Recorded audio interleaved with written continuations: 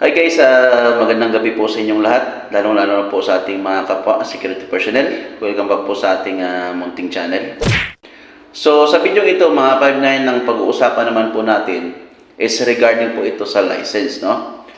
So marami po kasi nagko-comment sa akin mga 5-9 kung bakit daw yung license nila hindi na nila ma-scan. So ang iba naman po ay ilang buwan lang ay hindi na nila ma-open yung account nila or hindi na nila ma-scan yung account, yung license nila. So nawawala na po yung kanilang list fee account, kumbaga, no? So bago natin pagpatuloy mga 5-9, intro muna tayo. So yun mga 5-9, syempre kung bago ka lamang po sa aking munting channel, ito nga pala si Robert CD Vlogs. Nag-upload po tayo ng mga tutorial regarding sa paggawa ng report, or of course regarding po sa mga usapin patungkol po sa ating trabaho bilang isang security personnel. Okay?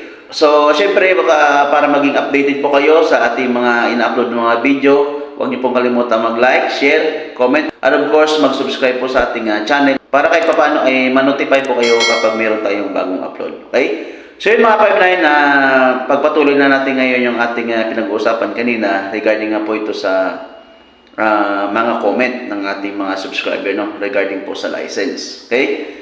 So yun mga 5-9, no, marami po talaga nagko-comment sa akin regarding nga po sa license na yan, na kung bakit daw yung mga license nila is hindi na nila ma-scan, hindi na nila ma-open yung mga account nila, yung list fee account nila.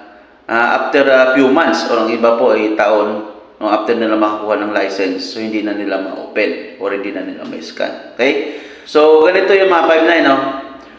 Ang ating list fee account ay kailangan po talaga natin yan during processing ng ating license, no? So ibig sabihin yan mga 5-9 ay kakailanganan natin yung account natin para siyempre sa appointment doon sa SOSYA, no?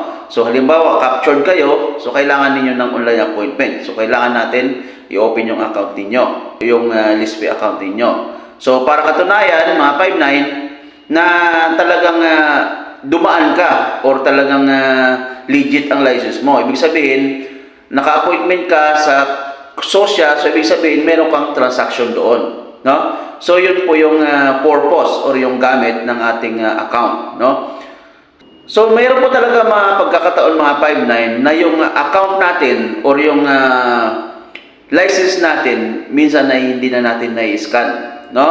Kasi minsan nawawala na po yung record natin sa SOSYA, no?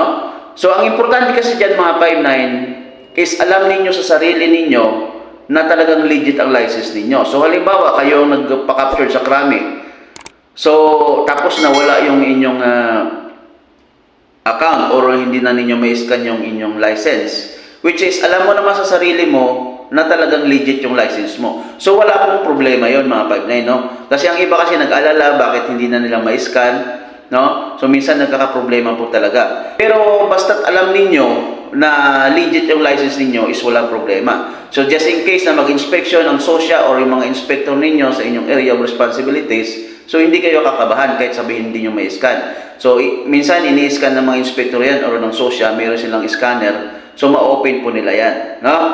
So wag kayong mag-alala mga 5-9, no? Kapag ganyan yung nangyayari sa inyong mga account or sa inyong license, no?